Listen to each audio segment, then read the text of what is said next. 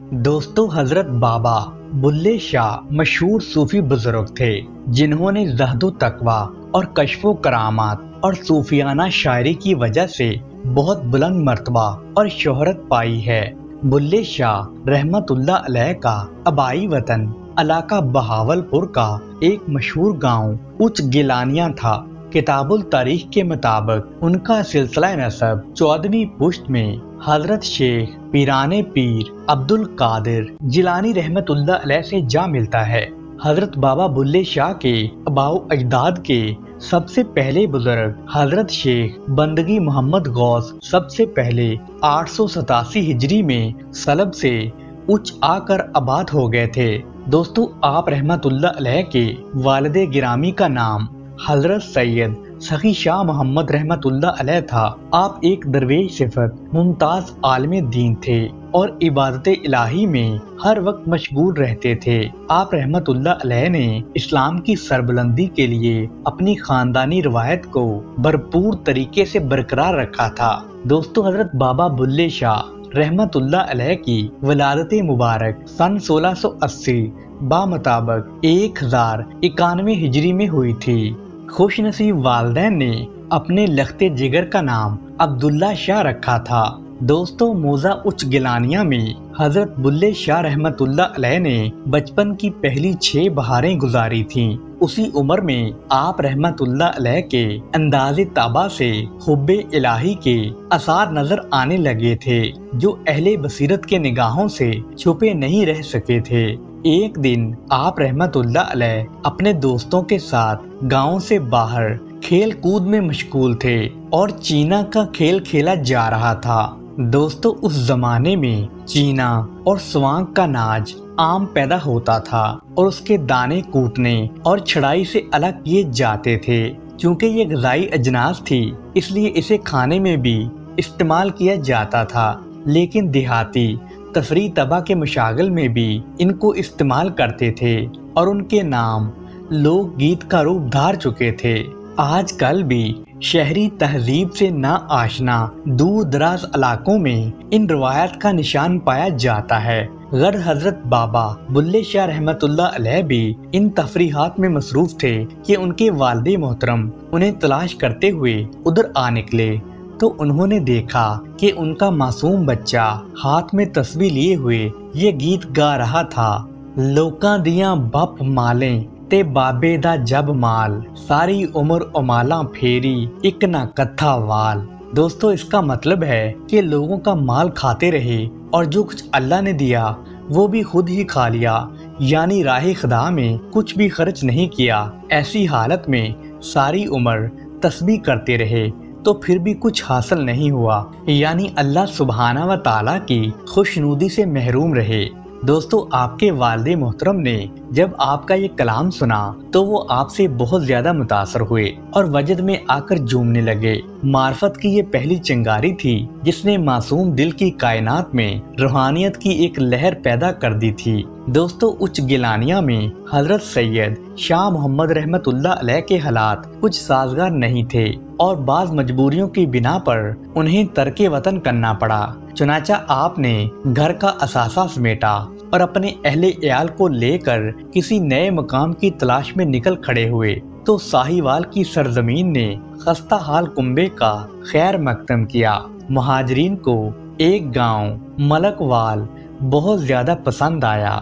लोग बहुत ही अच्छे और मुतवाज़े दिखाई देते थे।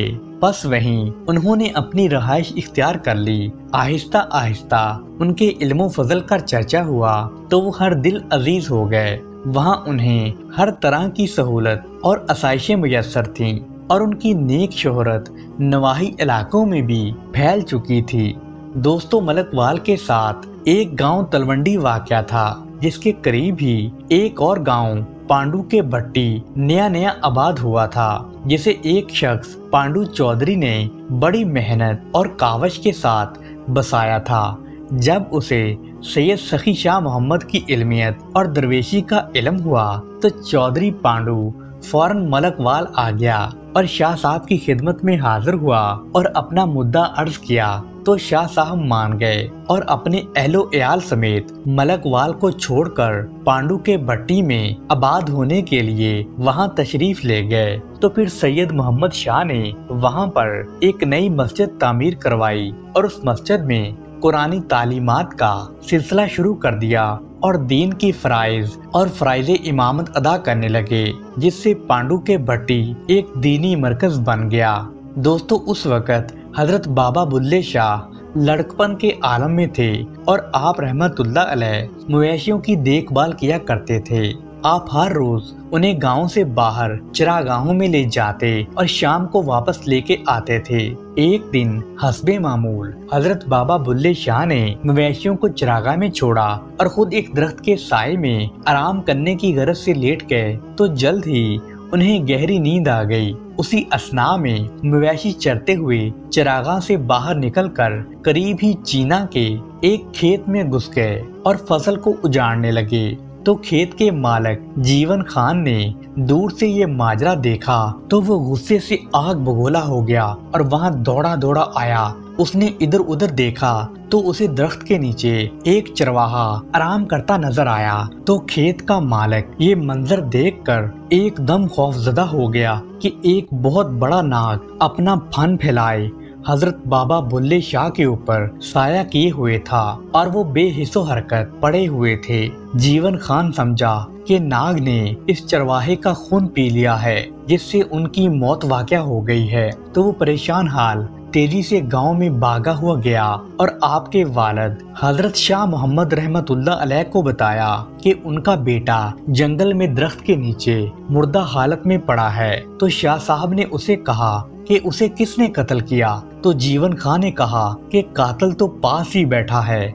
आप खुद ही जाकर देख लें। तो शाह साहब और गांव के दूसरे लोग जीवन खान के साथ जाए वकुआ पर जब पहुंचे और उन्होंने ये मंजर देखा तो वो वहीं ठहर गए, मगर शाह साहब आगे बढ़ गए और नाग ने एक जस्त लगाई और वहां से भाग गया। तो हजरत बाबा बुल्ले शाह बेदार होकर उठ बैठे। शाह साहब ने प्यार भरे लहजे से अपने बेटे को मुखातिब किया और कहने लगे कि देखो बेटा, हम परदेसी लोग हैं और ये लोग तुम्हारी शिकायतें कर रहे हैं कि तुमने इनकी हरी भरी फसलों को उजाड़ डाला है। तो बाबा बुल्ले शाह ने फरमाया कि अब्बा जान, मैंने किसी की फसल तबाह नहीं की। अब शाह साहब ने जीवन खान की तरफ इशारा करते हुए कहा कि वो कहते हैं कि उनकी चीना की फसल बिल्कुल बर्बाद हो गई है। तो बाबा बुल्ले शाह ने जवाब दिया कि कौन कहता है कि फसल खराब हो गई है, आप चलकर खुद ही देख लें। तो इस पर खेत का मालिक जीवन खान लोगों को लेकर खेत की तरफ रवाना हो गया।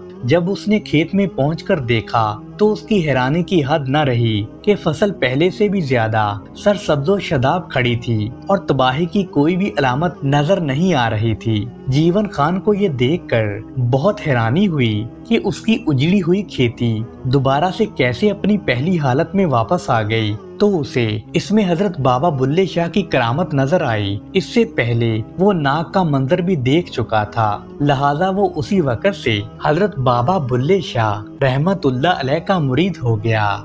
दोस्तों, बाद तज़किरों के मुतालिया से पता चलता है कि आप रहमतुल्लाह अलैह ने मस्जिद कोट कसूर में अपनी दरसी तालीम हासिल की थी और आपके मुअल्लम ख्वाजा हाफिज गुलाम मुर्तजा कसूरी एक जय्यद आलिम फाजिल थे। बयान किया जाता है कि मशहूर आलमी किताब हीर के मुसन्नफ हजरत सईद वारिस शाह भी इसी अजीम उस्ताद के शागिर्द थे। गोया हजरत बाबा बुल्ले शाह और हजरत वारिस शाह एक ही उस्ताद के होनहार शागिर्द थे। दोनों सफीना इल्म के मुसाफिर थे, लेकिन उनकी मंजिलें जुदा जुदा थीं। बहरहाल बाबा बुल्ले शाह जब अलूमे ज़ाहरी से फारग हुए तो उनके ज़ौक़े बसीरत को और भी जगह मिली। वो अरबी, फारसी और हिंदी में काफी दस्तरस रखते थे। फाजिल उस्ताद ने अपने शागिर्दों को फारग करने के बाद याद भी रखा, जैसा कि एक मौके पर वो खुद भी फरमाते हैं कि मुझे दो शागिर्द अजीब मिले हैं, एक बाबा बुल्ले शाह जिसने इल्म हासिल करके सारंगी पकड़ ली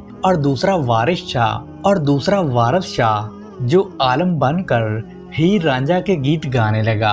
हजरत बाबा बुल्ले शाह ने भी अपने उस्ताद मोहतरम से अपना ताल्लुक कभी खत्म नहीं किया।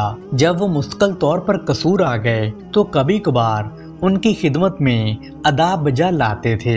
दोस्तों, दरसी तालीम हजरत बाबा बुल्ले शाह को मुतमन नहीं कर सकी तो आपकी निगाहे बसीरत हकीकत की मुतलाशी थी और आप किसी मुर्शिदे कामिल का दामन थामना चाहते थे जो तौहीद की मैं से उन्हें सरशार कर देता।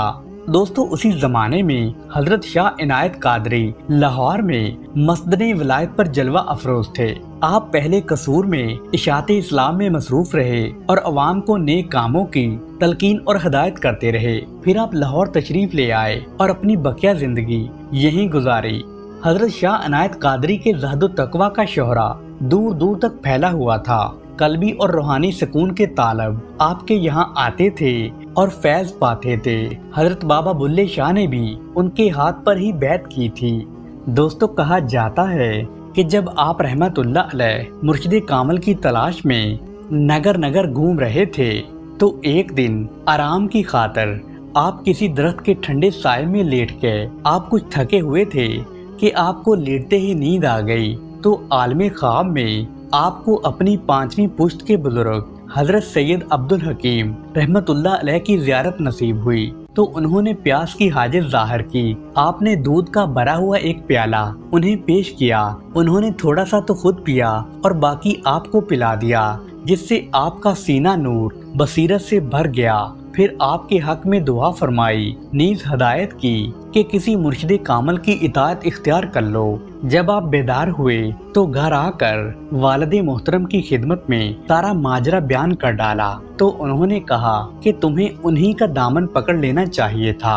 रात को फिर उसी बुजुर्ग की ज़ियारत नसीब हुई तो उन्होंने अपना मुद्दा बयान किया तो बुजुर्ग ने कहा कि तुम हजरत शाह इनायत कादरी की बैत कर लो। तो हजरत बाबा बुल्ले शाह लाहौर के सफर पर रवाना हो गए तो दिल में ख्याल गुजरा कि मैं तो आली नसब हूँ, मुर्शिद को मुझे साये आतफत में जगह देने में क्या मुश्किल पेश होगी।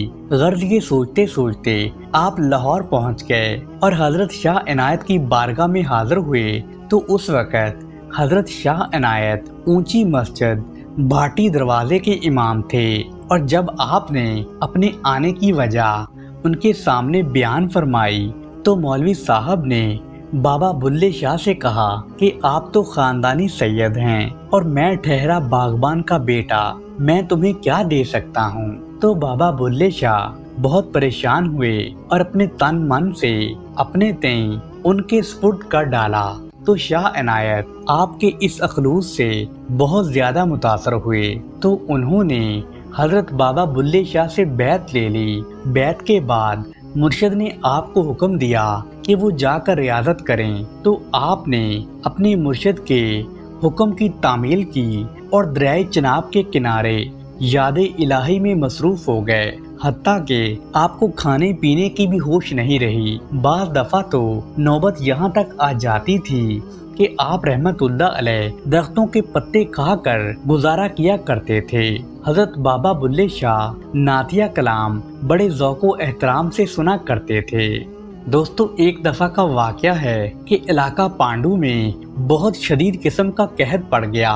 लोग तंग दस्त हो गए तो बाबा बुल्ले शाह ने ऐलान किया कि वो अपने डेरे का फर्श ऊंचा करना चाहते हैं तो जो भी आदमी दिन भर मिट्टी डालेगा वो उसे 2 आने यौमिया उजरत देंगे। चुनाचा बहुत से लोग आपके लिए ये काम करने लगे। आप हर रोज शाम को मसल्ले के नीचे से रकम निकाल कर तकसीम कर देते थे। एक रात 2 आदमी आपकी बारगाह में आए और मसल्ले के नीचे से नकदी तलाश करने लगे, लेकिन बहुत ज्यादा कोशिश के बावजूद उन्हें कुछ नहीं मिला। दूसरे दिन वो हस्बे मामूल मजदूरों के साथ पूरा दिन मिट्टी डालते रहे। शाम को जब वो दोनों आदमी बाकी लोगों के साथ बाबा बुल्ले शाह के पास आए तो बाबा बुल्ले शाह ने उन दोनों आदमियों को 4-4 आने दिए, जिस पर दूसरे आदमियों ने वजह पूछी कि हजरत आपने इनको 4-4 आने क्यों दिए हैं। तो आप रहमतुल्लाह अलैह ने फरमाया कि ये बेचारे रात भी मिट्टी खोदते रहे, इसलिए ये दुगनी मजदूरी के मुस्तहक हैं। वो दोनों आदमी ये सुनकर नादमो पशेमान हुए और बाबा साहब से माफी मांगने लगे। दोस्तों, पांडु के मुकाम पर ही आपके वालिदैन इस जहाने फानी से कूच फरमा गए थे। ये वो जमाना था जब शहनशाह औरंगजेब का इंतकाल हो चुका था और आसपास के राजा हुकूमती हुक्मरानी के ख्वाब देख रहे थे। तो इस मौके से सिखों ने भी फायदा उठाया और पंजाब में अपनी ताकत बढ़ाने लगे। सिखों का एक बहुत बड़ा जत्था मुल्तान पर हमला करने के लिए आगे बढ़ रहा था। जब उस लश्कर ने पांडु के करीब पड़ाव डाला तो एक सिख सिपाही 2-3 यौम की रुखसत लेकर अपने करीबी गांव को रवाना हुआ। उसका गांव पांडु के रास्ते में पड़ता था। वो घोड़े पर सवार गांव के पास से गुजरा तो चंद नौजवानों ने उस सिपाही को देखकर बहुत बुरा माना कि वो घोड़े से नीचे क्यों नहीं उतरा। तो उन लोगों ने सिपाही को टोका तो बात टकरार तक पहुंच गई और हाथापाई की नौबत भी आ गई। सिपाही की कुछ पटाई भी हो गई। तो बाबा बुल्ले शाह भी वहां मौजूद थे। उन्होंने बीच बचाव करा के उस सिपाही को छुड़ा दिया और उसे गांव की हद से बाहर ले गए और उसे घोड़े पर सवार करके अलविदा कर दिया। तो जब आप रहमतुल्लाह अलैह वापस आए तो लोग उन पर सख्त नाराज हुए और गुस्से पर उतर आए। तो चौधरी पांडु और उसके भाई सुधार की औलाद ने आप पर ईंट और रोड़े बरसाने शुरू कर दिए, जिससे आप जख्मी हो गए। तो चौधरी पांडु ने भी हजूम की हौसला अफजाई की, मगर उसका दमाद शेखू, जो हजरत बाबा बुल्ले शाह का बड़ा मोतकद था, वो सामने आ गया और उसने आप रहमतुल्लाह अलैह को उन लोगों से छुड़ाया। तो बाबा बुल्ले शाह इस वाक़या से बड़े रंजीदा हुए और आप गांव छोड़कर एक दूसरे करीब के गांव में जाकर रहने लगे।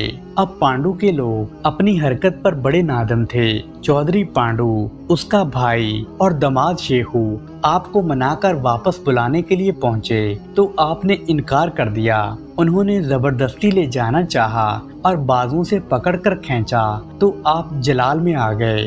तो आपने इस मौका पर गुस्से में कुछ अल्फाज फरमाए जो कहरे इलाही बन गए। उस सिख सिपाही ने जब वापस जाकर अपने लोगों को अपना ये वाक़या सुनाया तो सारे सिपाही गुस्से में आ गए और वो मुल्तान जाने की बजाय पांडु के भट्टी पर उमड़ आए। उन सिपाहियों ने पांडु के गांव को लूट लिया और सारी आबादी को तहस नहस कर डाला।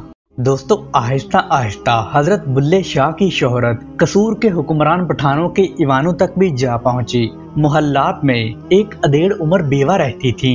वो बड़े एहतमाम के साथ कीमती तोहफे लेकर आपकी खिदमत में हाजिर हुई। तो हजरत बाबा बुल्ले शाह रहमतुल्लाह अलैह आलमे शबाब में थे। मर्दाना जमाल से चेहरा दमक रहा था। खातून दिल ही दिल में आप पर फरिश्ता हो गयी। आप उनकी कल्बी कैफियत को अच्छी तरह बांप गए। जब वो आपके सामने आई तो आपने दूसरी तरफ को मुंह कर लिया और फिर वो औरत दोबारा से आपके सामने आ गई तो फिर आपने अपने मुंह का रुख मोड़ लिया। इस पर इस खातून ने इस बेअतनाई की वजह पूछी और साथ ही अपना हस्बो नसब फख्र के साथ बयान किया। तो आप रहमतुल्लाह अलैह ने फरमाया कि आपका नजराना उस वक़्त कबूल होगा जब आप मुझे अपना बेटा समझेंगी और मैं आपको वालदा कहूँगा। दोस्तों, ये सुनकर उस खातून का दिल साफ हो गया और उसने बरमला कहा कि मैं तुम्हारी माँ हूँ और तुम मेरे बेटे हो। दोस्तों, मुंह बोली माँ ने बेटे का बाहर रहना गवारा नहीं किया और अंदरूने शहर आपके लिए एक शानदार महल तमीर करवाया और आपने वहाँ रहाइश इख्तियार कर ली। मगर आप सिर्फ एक हुजरा में क्याम करते थे और बाकी जगह आपके मरीदों के लिए वक़्फ थी और डेरे के बाहर एक मुरब्बा जमीन भी मिल गई थी जहां आप नाज़रीन को नसीहतें फरमाया करते थे और हाजतमंद दुआएं मंगवाने के लिए आपके पास आया करते थे। दोस्तों, हजरत बाबा बुल्ले शाह रहमतुल्लाह अलैह को अपने उस्ताद मोहतरम मौलाना हाफिज गुलाम मुर्तज़ा से भी बहुत ज्यादा लगाव था। आप उनकी खिदमत में हमेशा ही हाजिर रहते थे। दोस्तों, एक बार हाफिज साहब की दुख्तर नेक अख्तर की तकरीब अरूसी थी तो बाबा बुल्ले शाह को भी उस तकरीब में मदऊ किया गया था। आपको मेहमानों की खिदमत पर मामूर किया गया था। शागिर्द की हैसियत से आपने इंतजामात नहायत खलूस और तनदही से इंजाम दिए थे। मेहमानों की इतनी कसरत थी कि एक लम्हा की फुर्सत भी नसीब नहीं हुई थी। इत्तेफाक से उस दिन आपके रूहानी मुर्शिद हजरत शाह अनायत लाहौरी रहमतुल्लाह अलैह के हकीकी भतीजे और दामाद मौलवी ज़हूर अहमद लाहौर से आपको मिलने आए और मौलवी ज़हूर बाबा बुल्ले शाह के पीर भाई भी थे। तो बाबा बुल्ले शाह को मेहमान खसूसी की जब इत्तला मिली तो आपने अपने दरवेश को हिदायत की कि उनकी खातर मिदारत में कोई कसर न उठा रखी जाए और फरमाने लगे कि मैं मेहमानों से फारग होकर उनकी खिदमत में हाजिर हूँगा। दोस्तों, इत्तेफाक से हजरत बाबा बुल्ले शाह तमाम रात शादी के कामों में मसरूफ रहे और उन्हें जरा भी फुर्सत नहीं मिल पाई। उधर मौलवी ज़हूर साहब अपनी जगह आपका इंतजार करते रहे। दोस्तों, बाहमी तफात की बिना पर उन्हें पूरी तवक्का थी कि हजरत बाबा बुल्ले शाह रहमतुल्लाह अलैह उनसे मिलने जरूर आएंगे, मगर वो नहीं आए तो वो कुदरती तौर पर बहुत मायूस हो गए। दोस्तों, जब सुबह हुई तो मौलवी ज़हूर साहब बगैर इत्तला दिए लाहौर वापस चले गए और वहां जाकर अनायत शाह सरकार से बाबा बुल्ले शाह की शिकायत की और ये तअस्सुर दिया कि उन्होंने गुरूर और तकब्बर की वजह से मुझसे मिलना मुनासिब नहीं समझा। तो हजरत शाह अनायत रहमतुल्लाह अलैह ने अपने चहेते शागिर्द की गैर मुतवक्का बेरुखी को बहुत ज्यादा नापसंद किया और जलाल में आकर बाबा बुल्ले शाह को अपने रूहानी फैज से महरूम कर डाला। दोस्तों, दिल को दिल से राह होती है। तो जब हजरत बाबा बुल्ले शाह ने महसूस किया कि उनका दामन मुर्शिद के फैज से खाली हो चुका है, चुनाचा आपने शादी के काम धंधों को छोड़ा और अपने डेरे पर आ गए और दरवेशों को जमा किया और एक दरवेश से कहने लगे कि तुमने मेहमान को जाने से क्यों नहीं रोका। तो उन्होंने बताया कि वो नूर के तड़के ही किसी को खबर दिए बगैर ही चले गए। तो बाबा बुल्ले शाह ने अपने डेरे का इंतजाम अपने एक शागिर्द के सुपुर्द किया और लाहौर के लिए रवाना हो गए। दोस्तों, बड़ी दिक्कतों के बाद आप अपने मुर्शिद शाह अनायत रहमतुल्लाह अलैह के शतारी सिलसिला के बुजुर्ग शेख मोहम्मद गौस ग्वालियारी के मकबरे पर हाजिर हुए, जो किला ग्वालियर में वाक़या है। करीब ही नामवर रागी तानसेन का मरकज भी था।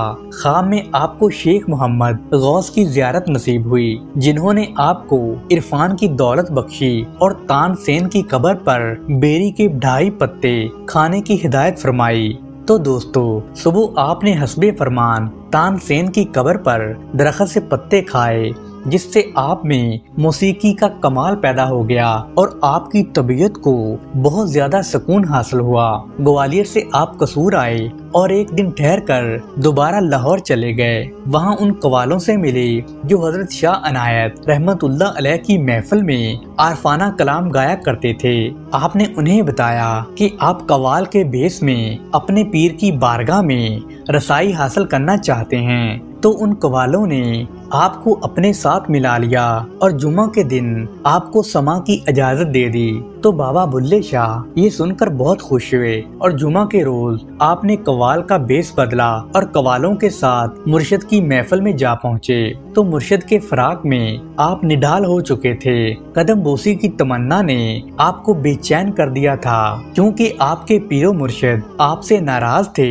इसलिए आतिशे शौक और भी भड़क उठी थी। आप रहमतुल्लाह अलैह ने ऐसे दर्द भरे लहजे में गाना गाया कि सारी महफिल तहसीनों आफरीन की सदाओं से गूंज उठी और खुद साजिंदों ने भी दिल की इस कदर गहराइयों से निकले बोल पहले कभी नहीं सुने थे। तो दोस्तों, जब आप गाना गा चुके तो हजरत शाह अनायत रहमतुल्लाह अलैह आपके पास आए और पूछा कि तू बुल्ला है ना? तो आपने कहा, मैं बुल्ला नहीं, भूला हुआ हूँ, यानी भूला भटका हूँ। पीर ने आपको गले से लगा लिया और मार्फत का छीना हुआ खजाना दोबारा आपको वापस कर दिया और ये कहा कि अब ये तुम्हारी मुस्तकिल दौलत है, इसे तुमसे कोई नहीं छीन पाएगा। दोस्तों, मुस्तफाबाद ललियानी जिला कसूर का एक मशहूर कस्बा है, जो कि लाहौर कसूर रोड पर वाक़या है। उस कस्बा में एक बुजुर्ग रहते थे जिनका नाम काजी मोहम्मद अब्दुल्ला था, जो कि ओहदा कज़ा पर फाइज थे। उनकी लड़की अरसा दराज से बीमार रहती थी। काफी इलाज कराने के बावजूद उसे कोई भी अफाका नहीं हुआ तो काजी साहब बहुत ज्यादा परेशान थे कि एक दिन उन्हें ख्याल आया कि मैंने 1000 जतन करके देख लिए हैं मगर मेरी बेटी को आराम नहीं आ रहा। कसूर जाकर हजरत बाबा बुल्ले शाह से दुआ करवा के देखता हूँ, शायद अल्लाह सुबहाना व ताला अपना खुसूसी कर्मो फजल फरमा दे। तो उनके दिल में ख्याल आया कि मैं तो काजी वक़्त हूँ, मेरा वहाँ जाना कैसा लगेगा, मुझे तो बहुत मयूब लग रहा है। लेकिन दोस्तों, इंसान को गरज लाचार कर देती है। आखिर हाजिरी का इरादा करके वो ललियानी से कसूर के लिए रवाना हुए। उधर हजरत बाबा बुल्ले शाह ने अपने तमाम मुसाहबों और हल्का नशीनों से फरमाया कि आज तुम सब ने मुझसे दूर रहना है, मेरे एक खास मेहमान आ रहे हैं, लिहाजा इन्हें कोई अजियत न हो। अपने लंगर खाना और डेरा की सफाई अच्छी तरह से करवा दी ताकि आने वाले मेहमान किसी तरह की बदगुमानी का शिकार न हों। इतने में काजी मोहम्मद अब्दुल्ला अपने चंद साथियों समेत आपकी खिदमत में हाजिर हुआ। तो आप इनसे करीमाना इखलाक से पेश आए तो काजी साहब के तमाम वहम उसी वक्त दूर हो गए और आप रहमतुल्लाह अलैह ने काजी साहब की बहुत अच्छे से खातर मदारत भी फरमाई। तो काजी साहब ने अपनी हाजिरी का मुद्दा बयान किया। दोस्तों, काजी साहब की परेशानी देखकर हजरत बाबा बुल्ले शाह ने अल्लाह सुबहाना व ताला से ये दुआ मांगी कि ए रब्बुल आलमीन, काजी साहब बड़ी उम्मीद लेकर मेरे पास आए हैं, तू मेरी दुआ कबूल फरमा और काजी साहब की लड़की को मुकम्मल तौर पर सेहत याब कर दे। दोस्तों, कहा जाता है कि कुछ अरसे के बाद काजी साहब की लड़की बिल्कुल ठीक हो गई और वो लड़की मुकम्मल तौर पर सेहत याब हो गई। दोस्तों, कसूर के मज़ाफ़ात में एक मशहूर स्टॉप थैवडाना है। थैवडाना से मगरब की जानब तकरीबन 3 किलोमीटर के फासले पर एक गांव चढ़ीवान वाक़या है। उसका पहला नाम थै पुराना था। ये गांव किसी मशहूर सूफी बुजुर्ग की बद्दुआ से घर को तबाह हो गया था। ये गांव तबाह बर्बाद होकर एक वीरान टिब्बा बन चुका था। ठोकर नियाज बेग का एक बशिंदा मुसम्मी मोहम्मद इस्माइल कौम इंसारी, जो अपने मवेशियों के लिए मुनासिब जगह तलाश करते करते इधर आ निकला और इस वीरान टिब्बे और इर्द गिर्द की खुली फिजा को उसने अपने मवेशियों के लिए बहुत अच्छा महसूस किया तो उसने यहाँ पर रहाइश इख्तियार कर ली। इस तरह आहिस्ता आहिस्ता दोबारा से ये गांव आबाद हो गया जो आजकल चढ़ीवान के नाम से मशहूर है। दोस्तों, मोहम्मद इस्माइल अंसारी के 2 बेटे लखमेर और अमीर थे और हजरत बाबा बुल्ले शाह जब कसूर से अपने वालिदैन की जियारत के लिए पांडू के जाते थे तो रास्ते में गांव चढ़ीवान पड़ता था। आते जाते आप मोहम्मद इस्माइल के घर ठहरा करते थे और दोपहर को आराम फरमाते थे। क्योंकि वो आपका अकीदतमंद था तो वो आपकी खिदमत में कोई कसर नहीं बजा लाता था। तो वो आपकी खिदमत बहुत अच्छे तरीके से करता था, बल्कि उसने अपना बड़ा बेटा लखमेर आपका बालका बना दिया था। इस तरह बाबा जी उनसे दिली मोहब्बत करते थे और अपनी खुसूसी दुआओं से उन्हें नवाजते रहते थे। एक दफा गांव पांडो की जाते हुए आप उनके यहाँ क़याम पजीर हुए। आपके साथ आपके चंद मरीद भी थे। दोपहर जब खाने का वक्त हुआ तो मोहम्मद इस्माइल की बीवी फातिमा बीबी आपके खाने का बंदोबस्त करने के लिए उठी तो उसने देखा कि घर में तो आटा मौजूद ही नहीं है। चुनाचा उस दौर में अमूमन आटा घर की दस्ती चक्कियों पर पीसा जाता था। तो फातिमा बीबी ने सोचा, अगर मैं आटा पीस कर खाना पकाऊंगी तो इस तरह बहुत देर हो जाएगी, लिहाजा किसी पड़ोसन से थोड़ा सा आटा उधार लेकर पका लेती हूँ और फिर जब मैं अपना आटा पीसूंगी तो उसे वापस कर दूंगी। दोस्तों, इस इरादे से वो अपने पड़ोसन के घर दाखिल हुई। इत्तफाकन उनके घर में भी आटा खत्म हो चुका था। इस तरह 3-4 घर फिरने पर भी उसे आटा नहीं मिल सका। जब मायूसी में वो नाकाम वापस घर लौटी तो उसको परेशान देखकर हजरत बाबा बुल्ले शाह ने फरमाया कि क्या बात है, तुम क्यों इतनी फिक्रमंद नजर आ रही हो। तो वो अर्ज करने लगी कि बाबा जी कोई बात नहीं है, तो आपने फरमाया कि नहीं, कुछ तो जरूर है। आखिर लाचार होकर फातिमा बीबी ने अर्ज किया कि हजूर, मैं आपके खाने का इंतजाम करना चाहती थी, मगर आटा घर में मौजूद नहीं है और ना ही इर्द गिर्द के पड़ोसियों से मुझे आटा मिल सका है, इसलिए मैं बड़ी परेशान हूँ। तो बाबा बुल्ले शाह ने फरमाया कि ए फातिमा, तुम ऐसे ही परेशान हो रही हो, कमरे के अंदर जाकर देखो, आटा तुम्हें वहाँ मिल जाएगा और वहाँ से आटा लेकर रोटियां पका लो। चनाचा आपके इरशाद के मुताबिक जब फातिमा बीबी कमरे के अंदर गई तो देखा कि वाकई ही वहाँ पर आटा मौजूद था। तो फिर फातिमा बीबी ने वो आटा लेकर आपके लिए रोटियां पकाईं और हजरत बाबा बुल्ले शाह और उनके तमाम मेहमानों को खूब पेट भर कर खाना खिलाया और अल्लाह सुब्हाना व तआला का शुक्र अदा किया। दोस्तों, जाते वक्त हजरत बाबा बुल्ले शाह ने फरमाया कि ए बेटी फातिमा, अब आपको चक्की पीसने की जरूरत नहीं रही। बिस्मिल्लाह शरीफ पढ़कर ये आटा अपनी जरूरत के मुताबिक इस्तेमाल कर लिया करना। ये आटा कभी खत्म नहीं होगा, मगर शर्त ये है कि ये राज किसी से जाहिर नहीं करना, वरना तुम बहुत पछताओगी। दोस्तों, हजरत बाबा बुल्ले शाह की निगाहे करम से कहा जाता है कि यही आटा तकरीबन 2 साल तक जेरे इस्तेमाल रहा। पड़ोसियों और हाजतमंदों को हस्बे जरूरत फातिमा बीबी आटा भी देती रहीं, मगर ये आटा कभी खत्म नहीं हुआ। उधर गांव की औरतों, खसूसन पड़ोसियों का बार बार इसरार बढ़ रहा था कि कितना अरसा हुआ है फातिमा बीबी ने कभी चक्की को हाथ नहीं लगाया और ना ही इसके घर से चक्की चलने की आवाज आती है। आखिर ये लोग आटा कहाँ से खाते हैं और आखिर क्या वजह है कि इनके घर कभी आटा खत्म नहीं होता। तो फातिमा बीबी बहुत अरसे तक टाल मटोल से काम लेती रहीं, मगर आखिर एक दिन अपनी पड़ोसन से कह बैठी कि ये हजरत बाबा बुल्ले शाह रहमतुल्लाह अलैह का लंगर चल रहा है। दोस्तों, उसके बाद वो आटा चंद दिनों के बाद ही खत्म हो गया।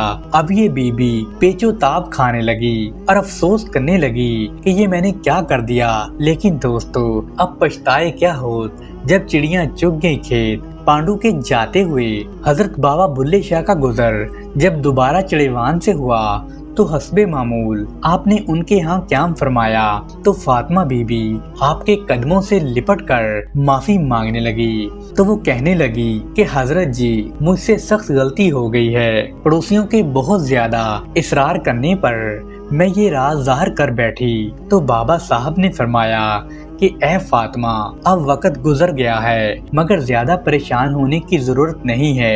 ये लो रुमाल और तस्बीह, जब कोई शादी वगैरह की तकरीब हो तो ये रुमाल देग पर डाल दिया करना और ये तस्बीह भी हाथ में लिए अल्लाह अल्लाह करती रहा करना, इसकी बहुत बरकत होगी। चुनाचा ये रुमाल और तस्बीह मुबारक आज भी उनके खानदान में कसूर में मौजूद हैं। दोस्तों, हजरत बाबा बुल्ले शाह रहमतुल्लाह अलैह दौराने मुजाहिदा एक दिन घूमते हुए मोजा बरखुदार तशरीफ लाए। गांव के आसपास लहलहाते खेत और सारा इलाका सरसब्जो शदाब और कुदरती रंगों से माला माल था। तो आपके दिल ने फैसला दिया कि जरूर इस गांव में कोई खुदा रसीदा और अल्लाह का वली मौजूद है। दोस्तों, दरियाफ्त करने के बाद आपको एक ऐसे आदमी के बारे में पता चला जो गांव का बहुत बड़ा जमींदार था, लेकिन वो एक बुलंद पाए का मुत्तकी और परहेजगार आदमी था। आपने जब उस आदमी से मुलाकात की तो आप एक दूसरे को पहचान गए कि ये जरूर अल्लाह का वली है। तो उस आदमी ने आपसे पूछा कि आपका और आपके वालिद का इसमें गिरामी क्या है और आपका ताल्लुक किस खानदान से है। तो बाबा बुल्ले शाह ने फरमाया कि मेरा नाम अब्दुल्ला वल सखी मोहम्मद दरवेश और मैं सादाते खानदान से हूँ। तो वो हाफिज साहब कहने लगे कि आपकी रहाइश कहाँ है। तो बाबा बुल्ले शाह ने फरमाया कि फकीर का कोई देश नहीं होता, अलबत्ता मेरे वालिद मोहतरम मौजा पांडु के जिला लाहौर में रहाइश पजीर हैं। हाफिज साहब, आपके वालिद दुनिया के किस पेशे से मुंसलिक हैं? तो बाबा बुल्ले शाह ने फरमाया कि मेरे वालिद माजिद गांव के इमाम मस्जिद हैं। नीज दरसो तदरीस के अलावा गांव में थोड़े से रकबे पर काश्तकारी भी करते हैं। तो वो हाफिज साहब कहने लगे कि आपकी गुफ्तगू में एक खास किस्म की मिठास और तबीयत में उल्फतो मोहब्बत है। तो बाबा बुल्ले शाह कहने लगे कि वालिद ग्रामी का तरबीती असर और शेख कामले वली की निगाहे करम का सदका है। तो हाफिज साहब कहने लगे कि आपने कहाँ बैत की है और आप किस शेख से निस्बत रूहानी रखते हैं। तो बाबा बुल्ले शाह ने फरमाया कि मेरी निस्बत रूहानी और बैत हजरत शाह इनायत कादरी लाहौरी रहमतुल्लाह अलैह से है। तो हाफिज साहब ने फिर पूछा कि जंगे सियाल के सहराओं में क्यों और कैसे आना हुआ। तो बाबा बुल्ले शाह कहने लगे कि अपने पीरो मुर्शिद के इरशाद के मुताबिक मैं यहाँ आया हूँ। दोस्तों, हाफिज साहब हजरत बाबा बुल्ले शाह की आमद पर बहुत खुश हुए और अर्ज की कि बंदा नवाज मुझे कुछ खिदमत का मौका दीजिए। मेरी इतने मालो औलाद हैं, जो चीज आप पसंद फरमाएं आपके लिए हाजिर है। तो दोस्तों, इतने असरार के बावजूद आप रहमतुल्लाह अलैह ने उनसे कुछ नहीं लिया और उनका शुक्रिया अदा किया, मगर हाफिज साहब अपने इसरार पर कायम थे। चारों न चार आपने फरमाया अगर आप बाजिद हैं तो फिर सुल्तान अहमद ही मेरे हवाले कर दें, वो खिदमत भी बजा लाएगा और पढ़ता भी रहेगा। हाफिज साहब अपनी इस ख्वाहिश की तकमील पर बहुत खुश हुए, क्योंकि वो तो दिल से चाहते थे कि हजरत बाबा बुल्ले शाह एक बरगजीदा हस्ती और फिर आले रसूल हैं, उनसे किसी न किसी तरह मेरा ताल्लुक कायम हो जाए। इसलिए बार बार इसरार करते रहे। आखिर उन्हें कामयाबी मिल गई तो उन्होंने अपने साहबजादे सुल्तान अहमद को हजरत बाबा बुल्ले शाह के साथ भेज दिया। तो उस लड़के की भी खुशी की इंतहा नहीं रही। दोस्तों, रवानगी के वक्त हाफिज बरखुदार साहब ने अपने लखते जिगर को गले से लगाया और उसकी पेशानी चूमी और उसे दुआ दी कि बेटा खुदाए जुल जलाल तेरी उम्र दराज फरमाए और तुम्हें दीनों दुनिया की दौलत और फैज़े बातनी से बहरा मंद करे। और उसने कुछ नसीहतें भी अपने बेटे से की और उसे कहा में हमेशा बाअदब रहना, उनकी अतात और फर्मा बरदारी में कोई कसर न उठा रखना। शेख सादक और उस्ताद कामल की अताते खुदा है, हाँ गाहे बगाहे हमसे भी मिलते रहना। तो दोस्तों, उसके बाद उसके वालिद ने अपने बेटे का हाथ पकड़कर हजरत बाबा बुल्ले शाह के सुपुर्द कर दिया कि अब उसकी लाज दोस्तों शहर फिरोजपुर, जिसका पुराना नाम कपूरथला था, उसका एक बासी एक सिख सरदार हरि सिंह ने जम्मू के राजा को कुछ तोहफे भेजे। जम्मू के लिए दो रास्ते थे, एक रास्ता खासा दूर और सख्त खतरनाक था, जबकि दूसरा रास्ता कदरे करीब था जो कि कसूर से होकर जाता था। मगर ये रास्ता भी खतरे से खाली नहीं था। कसूर का इलाका उस वक्त नवाब पठानों की हुक्मरानी में था, जो कि मुतकल अनान और मुतकब्बरुल मजाज थे। कारवाने तिजारत और राह चलने वाले मुसाफिर उनके हाथों से महफूज नहीं थे और वो तमाम काफिलों को लूट लिया करते थे। उनकी इस कारस्तानी की वजह से सरदार हरि सिंह बड़ा परेशान था। हरि सिंह ने अपने अहलकारों और मशीरों से इसके बारे में गुफ्तगू की कि अगर तहाइफ को बरास्ता कसूर रवाना किया जाए तो अहले काफिले का अमनो सलामती से कसूर के इलाके से गुजरने की जिम्मेदारी और जमानत किससे ली जाए और वो कौन होगा जो इस काम को बखूबी इंजाम दे सकेगा।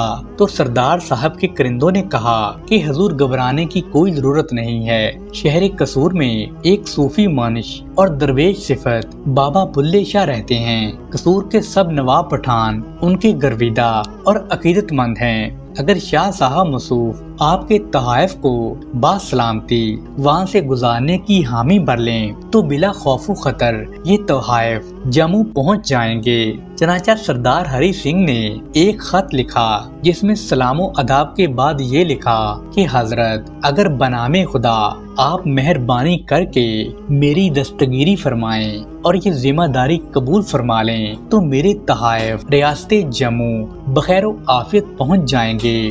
जब कासद ये खत लेकर कसूर में बाबा बुल्ले शाह की खिदमत में हाजिर हुआ तो आपने नहायत रवादारी और हुस्न सलूक से उसे अपने यहाँ ठहराया और उसकी खूब मेहमान नवाजी की।